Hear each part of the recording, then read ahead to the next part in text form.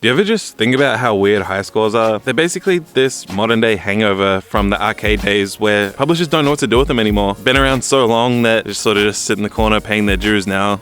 Not like the old days of arcades where if you actually got onto the leaderboards, you could leave 3 characters to make your mark in history. Since home consoles became a thing, high scores lost a lot of value. From Super Mario Bros. Up until Super Mario 3D World, the score just sort of sits in the corner, growing higher with no real rewards or incentives attached. Now, while some of those games are still fighting that hangover, not sure exactly what to do with it, the mobile market seems to be full of the drunks left at the bar who just can't seem to stop. Monster hits like Candy Crush and Angry Birds not only implement a score system, but force it upon you. Now that progress is guided by said high scores, these games push to gate progression via challenge and paywalls. The money-hungry nature of mobile gaming gives unreal expectations and offers of, hey, just pay $1 here and you can skip this nightmare of a level. It's crude, obnoxious, and in your face. Not too far off the decades past arcade money-making systems, just more portable.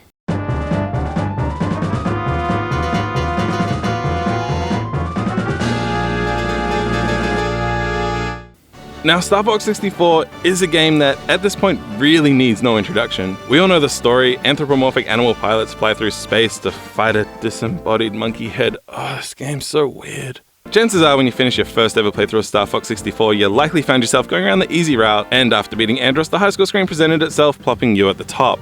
So after you chucked in your 3 little letters, you probably went for another round on the Lilat system, either right away like I did, or at another time.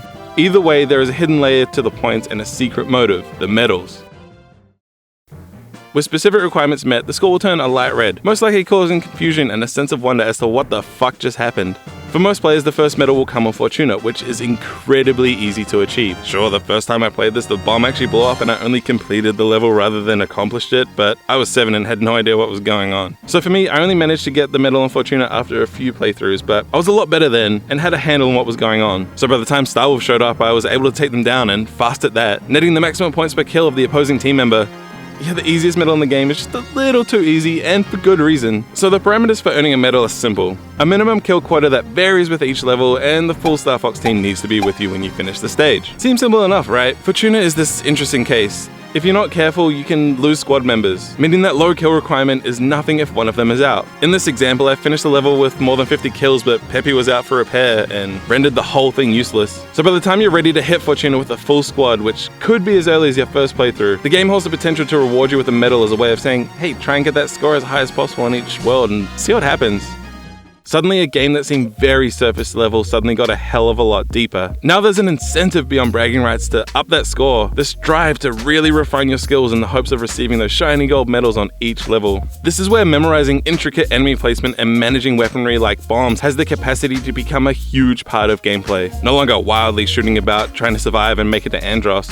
Every level has become this map to be swept over with a fine-tooth comb in order to maximize your kills. Utilizing your lock-on laser to rack up big hits rather than being trigger-happy and messing up a combo. Using the route designs to your advantage also plays heavily in maximizing your score, like avoiding Star Wolf up until Bowl so you can get the extra hits on the members, or going to Sector Z through the Sector X warp so Cat doesn't come through and take any of your kills away. Suddenly little things that might not have gotten quite enough focus can make all the difference, consequently allowing different parts of the already clever game design to shine through more so. But in the end, there is more payoff here than just booting up your game and showing your buddies the sweet collection of medals you've obtained. Upon gilding all the planets, areas, and even the solar system's sun. Look, this game's weird, alright? Expert mode, foot combat and multiplayer, and fucking fox wearing sunnies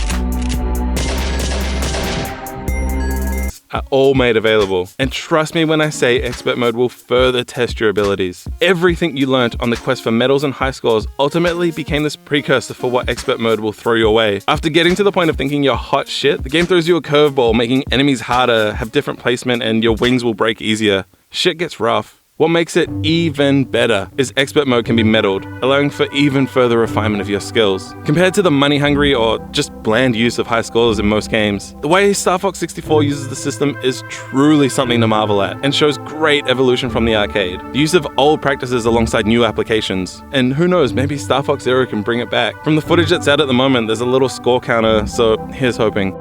I don't think we'll be rid of high scores anytime soon, and really, why should we be? If this game is anything to go by, they can bring interesting design to the table. As it stands, they've seemed to make their way into the weirdest modern day titles with no real effort or thought. But if you're gonna shoehorn one in, make us want to get to the top of that scoreboard for more than just the ability to say that we did.